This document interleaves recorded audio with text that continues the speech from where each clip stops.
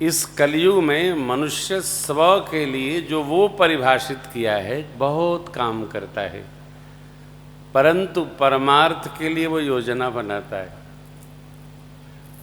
स्व मनुष्य का इतना सूक्ष्म हो गया है, वो उसी में स्व में उलझा रहता है जीव का। हाँ, आप नहीं, हम भी उसी में उलझे रहते।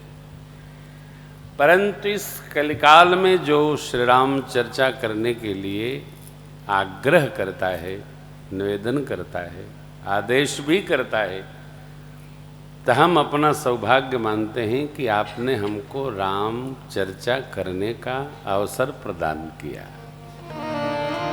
तो श्री महाराज जी संकट मोचन सरकार, श्री अयोध्या आपने कृपा की, दर्शन हुआ, बाप जी के साथ बैठे थे, मैं भी प्रणाम करने गया।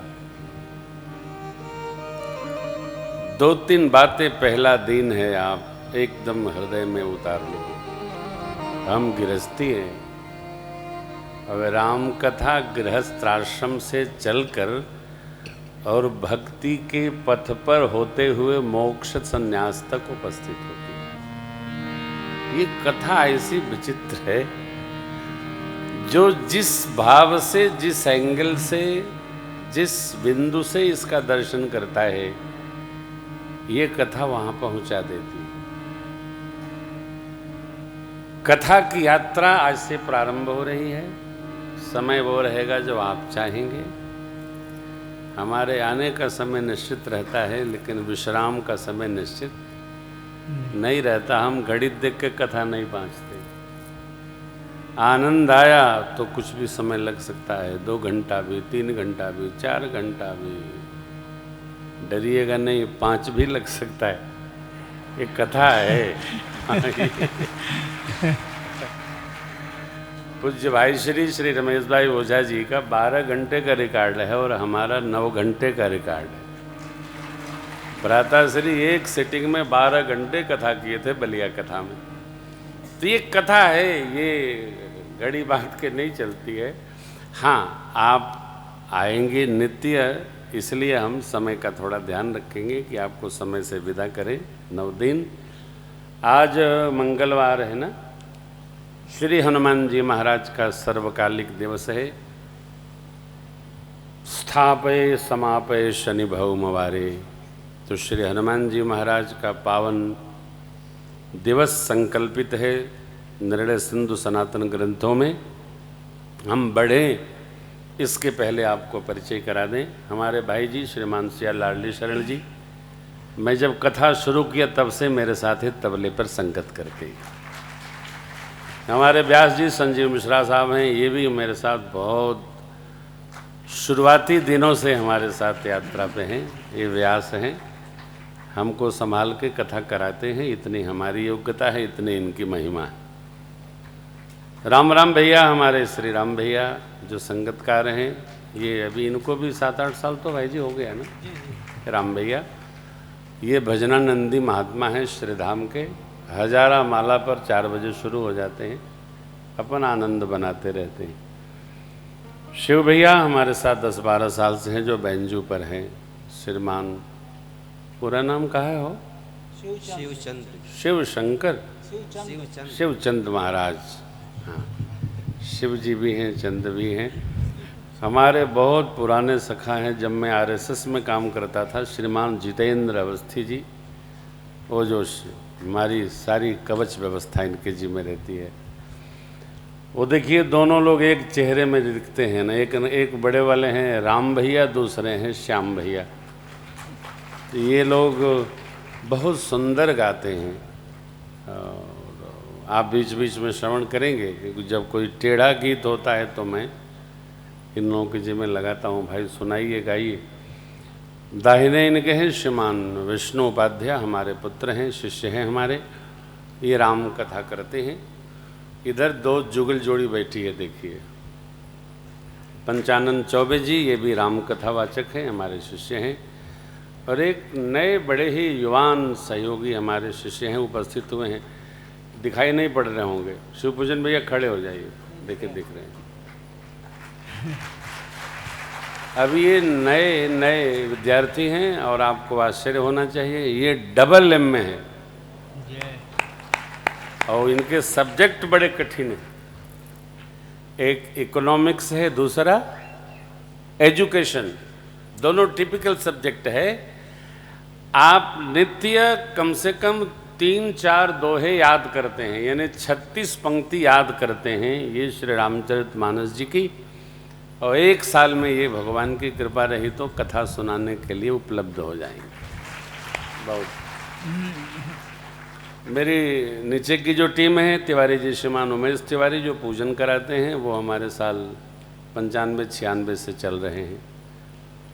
उद्घोषणा जो साहित्य मंडल के हमारे मुखिया हैं श्रीमान तारकेश्वर मिश्र जी, ये साहित्यकार हैं और अनेक अखबारों के प्रबंधन कार्य। राजस्थान इनकी कर्मभूमि है, राजस्थान पत्रिका से इन्होंने पत्रकारिता शुरू की, फिर कोलकाता गए और अब भगवान की सेवा में लगे हैं। आलोक जी भी हैं साथ में, हमारे जो भैया जो मेरे सहयोगी हैं वो सेवा में रहते हैं। शिवम बाबू मैनेजमेंट देखते हैं। इधर देखिए जो साउंड सिस्टम पर हैं ज्ञानेंद्र और काके दादा, ये लोग ऐसे ऐसे करते हैं तो ये चलता है। ये मेरा छोटा सा परिवार है। अभी वीडियो सिस्टम में हेमंत कौशिक साहब वृंदावन से हैं, मोहित और बच्चे भी हमारे हैं। ये परिवार, बाप को सभी को बहुत स्नेह करके चलाना चाहिए, तभी परिवार चलता है। ये मेरा राम परिवार है जो मेरे साथ कथा यात्रा में निरंतर बहता रहता है। अभी हम लोग परसों रोहतक पूर्ण की आपकी सेवा में हाजिर हो गए श्री महाराज जी की आज्ञा से। और यहाँ 28 को पूरी करके 30 को मैनपुरी इटावा में कथा है, वहाँ चले जाएंगे, फिर विश्राम करके आगे की यात्राएं करेंगे। तो ये जो राम कथा है जो आप सुन रहे हैं, श्री महाराज जी बता रहे थे कि भैया बहुत कथाएं होती हैं यहाँ, लेकिन जैसा मेरा अपना अनुभव है, आप पढ़ते होंगे, मैं हरियाणा, पंजाब, राजस्थान में कथाएं कम करता हूँ। आप कहेंगे क्यों कम करते हैं? इसलिए कम करता हूँ कि मैं कथा करता हूँ और मेरी कथा में कथा समझना जरूरी है, उछलना जरूरी। तो जब तक हमको श्रोता सुमति सुशील सूची न हो तब तक आनंद नहीं आता है। इसलिए मेरी आपसे प्रार्थना है, पहला दिन है कि आप कथा को कान पार कर सुनिए। पय वर्णानामर्थ संघानाम से लेकर दह्यन्ति नो मानवा तक पूरी राम कथा आपको हनुमान जी को निमित्त बना के सुनाऊंगा, पूरी राम कथा सुनाऊंगा। एक भी प्रसंग इधर उधर छूटेगा नहीं। तो उसमें आप कहेंगे महाराज वो भजन नहीं हुआ, ये नहीं हुआ, तो हम भजन गाने नहीं आए, हम हनुमान जी को आपको श्री राम कथा सुनाने हैं। भजन वालों की अलग परंपरा है और कथाकारों की अलग परंपरा है। अस्तु, सावधानी से श्रवण करिए। यह कथा 4 स्थानों पर गाई जा रही है। याज्ञवल्क्य जी महाराज भरद्वाज जी को तीर्थराज प्रयाग में गा के सुना रहे हैं। काकभूषुंडी जी, गरुड़ जी पक्षी गणों को नीलगिरी पर्वत पर सुना रहे हैं। भूत भावन भगवान भोलेनाथ कैलाश के उच्च शिखर पर मां भगवती को कथा सुना रहे हैं। पूज्यपाद गोस्वामी जी काशी जी में गंगा मैया संत जनों को कथा सुना रहे हैं। कोई भी कार्य, कोई भी ग्रंथ, कोई भी व्यवहार मनुष्य बिना लाभ के करता नहीं। कार्य हो, सांख्य दर्शन कहता है, उसके पीछे कोई न कोई कारण होता है। कारण अपने हित का भी हो सकता है और परहित का भी हो सकता है। बिना कारण के कार्य संभव नहीं है। कारण क्या है? गरुड़ जी को भगवान सर्प बंधन में बंधे ये देखकर मोह हो गया। मोह से मुक्त होने के लिए भूत भावन भगवान भोलेनाथ ने भुसुंडी बाबा के यहाँ भेजा। उन्होंने कथा सुनाई गरुड़ जी मोह मुक्त हुए। ये मोह क्या है? अज्ञान परक राग का नाम है मोह। है नहीं तब भी माने बैठे हैं, इसका नाम है मोह। राम जी के बारे में अनेक प्रश्न श्रृंखला भरद्वाज महाराज के पास आई, उसका समाधान याज्ञवल्क्य जी ने किया। तीर्थराज प्रयाग में इस व्यासपीठ का नाम महात्मा महापुरुषों ने रखा है कर्मकांड पीठ। याज्ञवल्क्य जी महाराज ने भरद्वाज जी को कथा सुनाकर राम भाव का अवतरण हृदय में कराया। ये कथा वहां से चली। याज्ञवल्क्य जी से भरद्वाज जी ने पूछा, वही प्रश्नावली, ठीक संबंधित प्रश्नावली मां भगवती ने भोले बाबा से पूछा, ये राम जी कौन है? यही प्रश्न भरद्वाज जी कहते हैं और जानते भी हैं। एक राम अवधेश कुमारा, तिनकर चरित विदित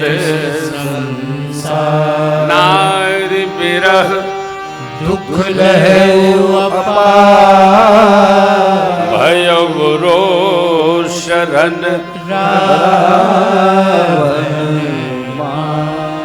प्रभु सोई राम की अपर को।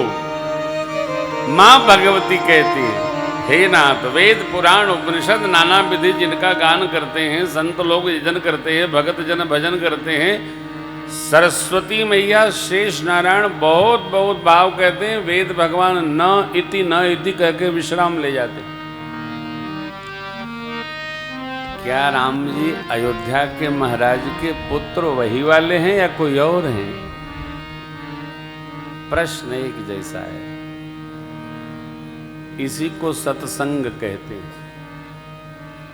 आपस में बैठकर भगवान के भाव चरित्रों, भक्तों के गुण समूहों के चर्चा चिंतन सत्र का नाम है सत्संग।